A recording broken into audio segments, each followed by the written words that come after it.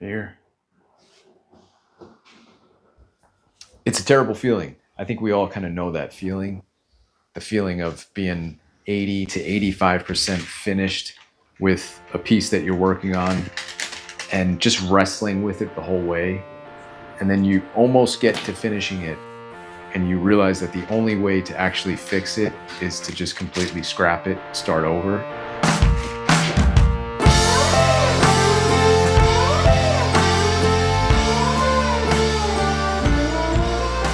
Sometimes there's a reason for it, very specific reason. This perspective is off, or the figures are wonky, or something is very obviously wrong with it. And then other times, it's sort of just like a mix of a bunch of things that just aren't working. Some parts of it are really good, and then other parts of it are weaker. And for whatever reason, you can't get them to glue together.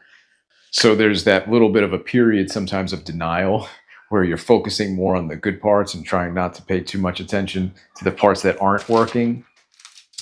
But at a certain point, you have to kind of listen to that intuition, that like spidey sense, if you want to call it. There's that like smarter artist that's inside of you that knows that it's just not working. So I've learned to trust that inner smarter artist, but sometimes listening to him is a tricky thing, because sometimes you don't want to have to humble yourself and start all over again. I'm currently working on this series of commissions. This one person commissioned me to do 3 commissions in one. They'll all work together as sort of like a series. It's a really cool idea. And I've been working on the first piece on and off all week. And then last night I was trying to finish it up, and that feeling hit, the feeling of something's just not working. It's just not clicking. There were some parts of it that I really did like, but overall the piece just wasn't coming together the way I wanted it to. So I wrestled with it a lot last night, and then when I woke up this morning, I looked at it again and decided, let me just start all over again. And it was the right decision, that's for sure, because once I decided to just like lightbox it over again, move some stuff around, redraw everything, it started to come together really, really fast.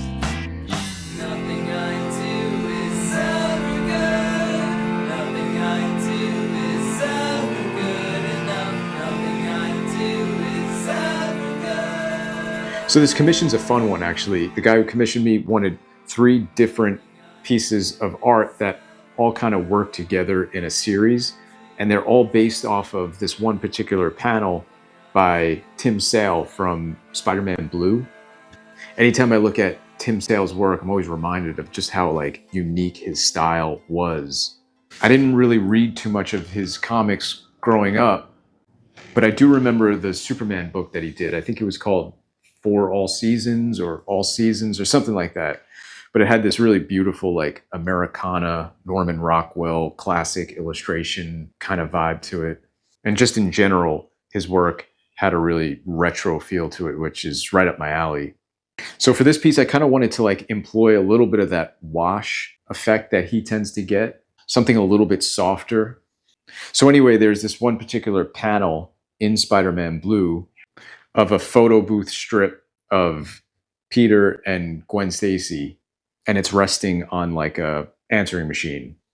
And the guy who is commissioning me wanted me to kind of do my own interpretation of that photo booth strip, but he wanted to kind of change around the composition in the background and have Peter's hand holding the photo strip. But then he wanted to have 2 other pieces that go along with it where Peter's holding different photo strips. And in each photo strip, it's him with another woman from his life. So one of them will be Mary Jane, and then the other one will be Black Cat. It's fun for me because I get to draw Peter Parker, Spider-Man, Black Cat, Mary Jane, Gwen Stacy, all the classics. And because I put all that work into that first draft, like many times where I start a piece over again, that second version tends to go much faster because I sort of like know the route. I know which mistakes not to make. And I have a much stronger vision of how I want it to look. So the whole process sort of does come together really fast once you're able to sort of accept the fact that you have to start over again. And so for this new version, I decided to go with something that was less of a wash. That's what I was originally going for. And instead I went for something a little bit more just like stark black and white.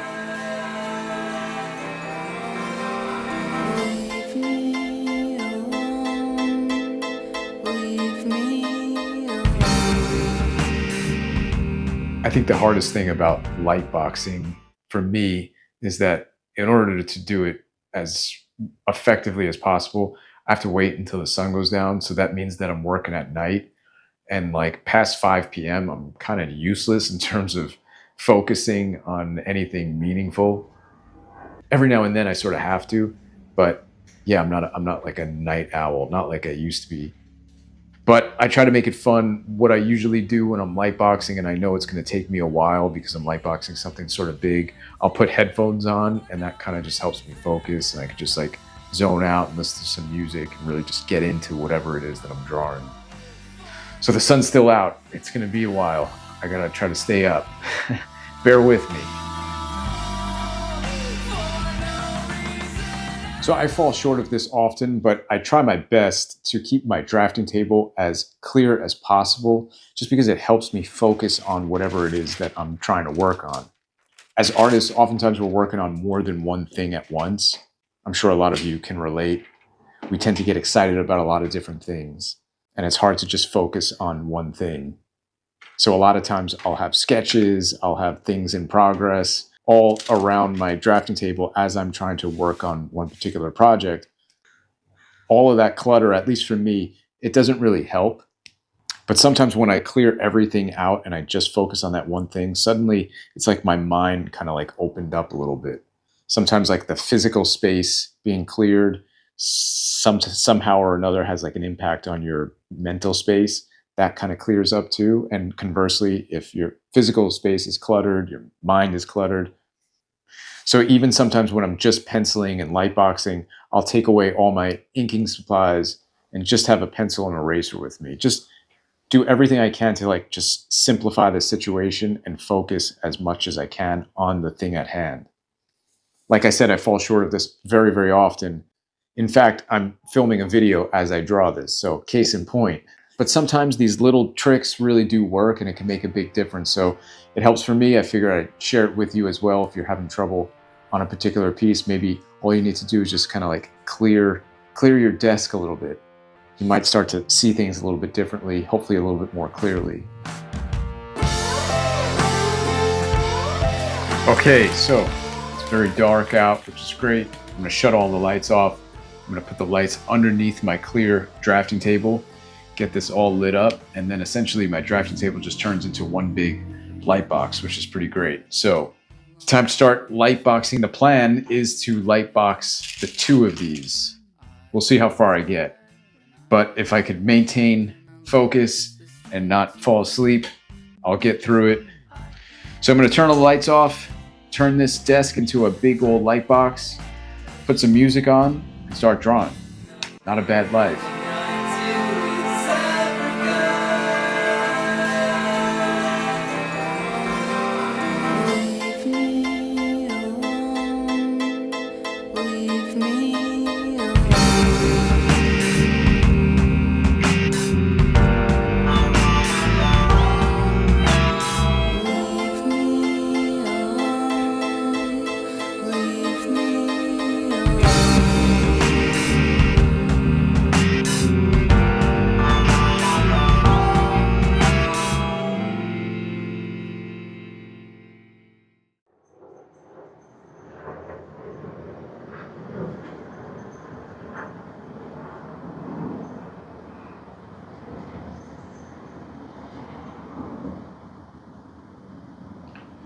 Okay, well, it's the morning. I wasn't able to finish both pieces last night, both pencils last night. Like I said, I'm not much of a night owl when it comes to working on anything too serious. So I quit while I was ahead because I didn't want to mess up yet another piece. So I got one of them light boxed. I wouldn't say it's fully penciled, but it's all there. But sometimes I get a little extra dim light in the morning. The sun's out, but it hasn't hit like the corner where my drafting table is. So I should be able to still use it as a light box for the next half hour or so. So I'm going to capitalize on that, finish up light boxing that third piece, and then I'll take some time refining some of those pencils and then just start inking them. I'm hoping to get both of them done today, but I also have other things that I'm working on, so we'll see how far I get. Stay tuned. Here's some of what I lightboxed last night. When I'm lightboxing, the main focus for me is just trying to maintain as much energy in the drawing as possible. In this particular case, the drawing underneath is really rough, like the one I'm about to start now. This is really, for me, just placeholders, and I'm going to build very new drawings on top of this with pencil. There's a limited amount of information on the sketch, so everything I put on top of it is essentially going to be like a new drawing, which is exactly what I want. And so it's similar with this one here. But whether the sketch underneath is more detailed or not, the main objective for me is always just trying to maintain as much life in the drawing as possible. After I lightbox, I could always go in here and lightly erase and then build up a little bit more detail with pencil, which is what I'm going to do. But I'd rather have this stage be a little too loose than overly traced and kind of lifeless. So that's sort of the mindset right now going into this one.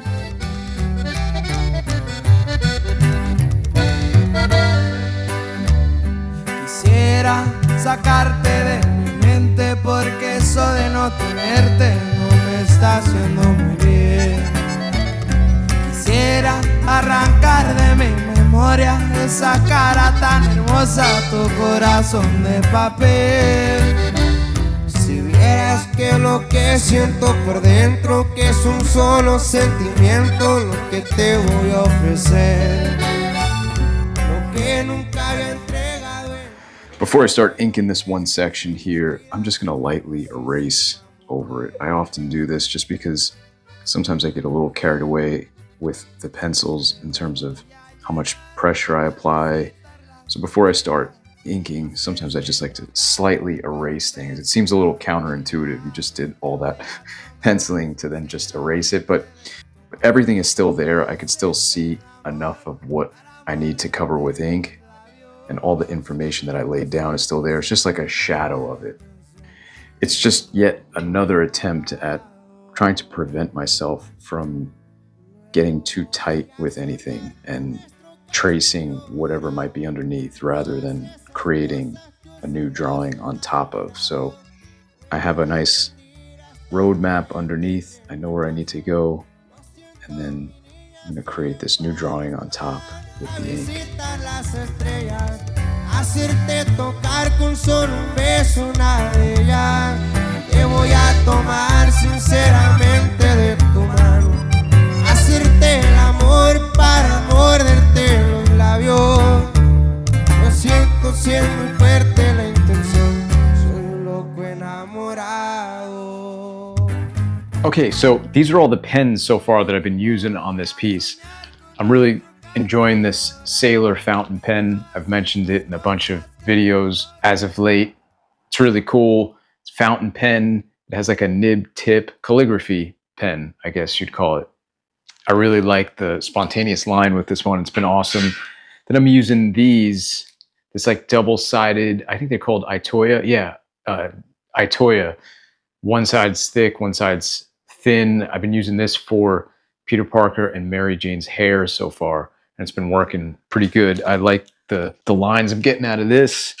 And then these zebra pens that I ordered on, I think it was Jet Pens or Amazon, one or the other. Super flexible tip, which is really nice. It gives you a little bit of a dry brush too. It's like a soft line. I like these a lot. And that's pretty much it in terms of the inking pens that I've been using on this so far. Oh, you know what? There's another pen. Sorry, I've also been using this Kuretake double-sided pen. One side's gray, one side's black. I'm just using the black side. It doesn't go on like super flat black, so you get to kind of build it up a little bit. It's cool. I like this one. And that's about it as far as inking pens go for this set of commissions. As always, all the links and all that kind of stuff to any of the supplies that I'm using in this or mentioning in this video will be in the description if you're interested. Now let's get back to inking. Luego voy a soñar con nuestro castillo dorado y todas esas cosas que usan los enamorados. Me voy a rendir hasta tenerte entre mi brazo. Lo siento, mi niña, soy enfadoso, aferrado. Lo siento si es muy fuerte la intención. Soy un loco enamorado. So this is where I'm at with 2 so far. This is the first one, the Gwen Stacy one, and then this is the Mary Jane one. So you can see the motif and the theme sort of coming together. This is the very satisfying part every time I get to take off the tracing paper sketch underneath and then compare the two, the final against the tracing paper sketch. I don't know why, but I find it to be a very satisfying part of the process. So I'll show it to you in real time here. Let's get this taken off if I could. So this is the sketch, just with some rough pen and pencil, kind of carving out some of these poses and gestures, and then that's how it came together in the final ink. So it's kind of always just cool to compare and contrast, and sometimes just do like, there you go, before, after. One more to go, the the Black Cat one. So this is so far what I've lightboxed, and then I'll refine some of these pencils a little bit and then go in with some ink and finish that one up as well. Stay tuned. Lo siento si es muy fuerte la intención. Soy un loco enamorado.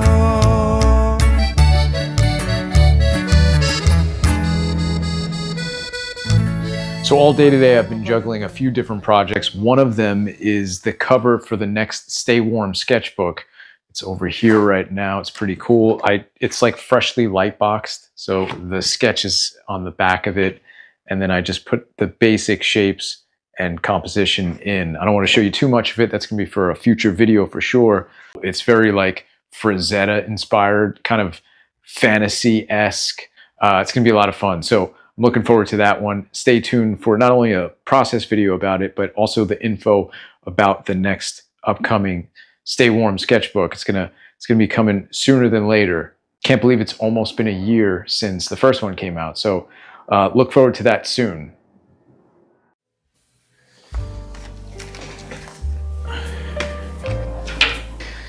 The life of a self-employed artist can be a jack of all trades kind of a existence at times. But a lot of times I have to sort of switch gears, put on different hats. But with that being said, I got a little sidetracked yesterday and I was only able to get as far as penciling this Black Cat one. So I'm gonna try my best to once again finish inking it today. So I started this whole project on Friday evening. Ever since I scrapped it and started again, that's pretty much Friday. So it's Monday today. If I could get this finished, this last one finished inking by the end of today, I'll be happy. Let's try and make some time for that right now. And I'll catch up with you all a little bit later.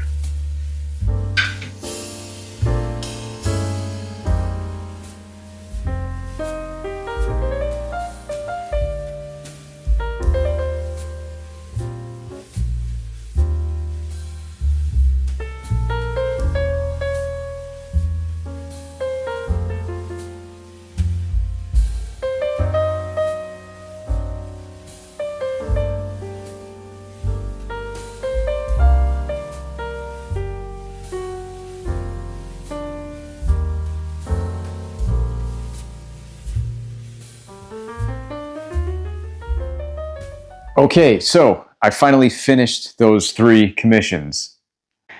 It's like, I don't know, this is day 3 or 4. I'm not really sure. I've just been recording along the way.